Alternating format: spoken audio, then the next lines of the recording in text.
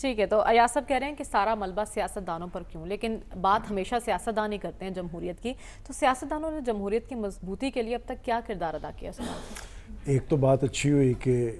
P M میں کا ذکر ہوا ہے کہ اس کے اثرات تو نظر آ رہے ہیں، کہ بات یہ کہ یہ درست کہا، میں ان کی تائید کرتا ہوں، اصل چیز جو ہوتی ہے وہ کریکٹر ہوتا ہے، اور آخر کیا وجہ ہے کہ پاکستان کی سیاست یہاں پر پہنچی، اور بڑا زور دے کے کہا گیا ہے کہ چند ہفتوں سے یہاں جو شور پڑا ہوا تھا، ہم لوگ تھے جو چند ہفتوں سے شور ڈال رہے تھے کہ جناب ایک سسٹم چل رہا ہے، آپ اس سسٹم کا حصہ ہیں، اس سسٹم نے آپ کو پرائم منسٹر بنایا ہے، اور اگر کسی آئینی عمل کے نتیجے میں آپ اقتدار سے باہر ہو گئے ہیں تو اس کشتی کو نہ ڈبوئیں جس پہ آپ سوار ہیں، کہ قومی اسمبلی سے استعفے۔ بھئی آج تک پاکستان کی سیاسی تاریخ میں کبھی ایسے ہوا ہے کہ آپ کے پاس 2 صوبوں کی حکومتیں ہیں، 2 صوبوں کی اسمبلیاں ہیں، آپ اپنے اس سسٹم کے در پہ ہو گئے؟ کہ میں یہ کویسچن کرتا ہوں آپ سے کہ اگر وہ اسمبلیاں نہ توڑی جاتی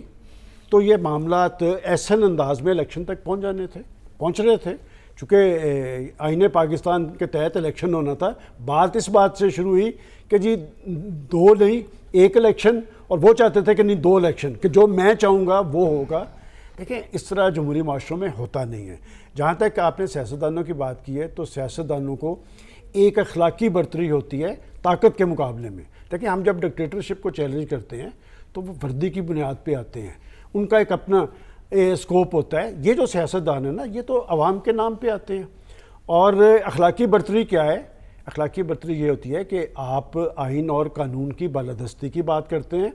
آپ نے اپنے مینڈیٹ کے مطابق لوگوں کو ڈیلیور کرنا ہوتا ہے،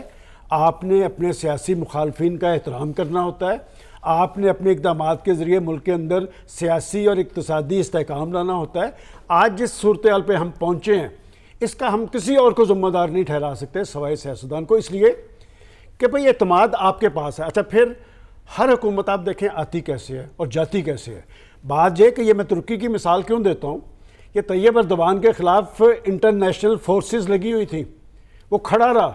اس لیے کہ وہاں کے عوام ان کے ساتھ کھڑے رہے، وہ ڈیلیور کر رہا تھا اپنے عوام کو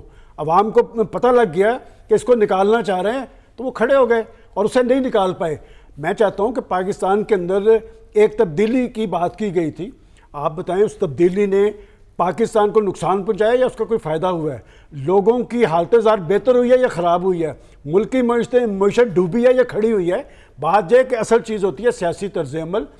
اور پاکستان کے پولیٹیشن کا سیاسی طرز عمل کیا ہے؟ جس جمہوریت کے اندر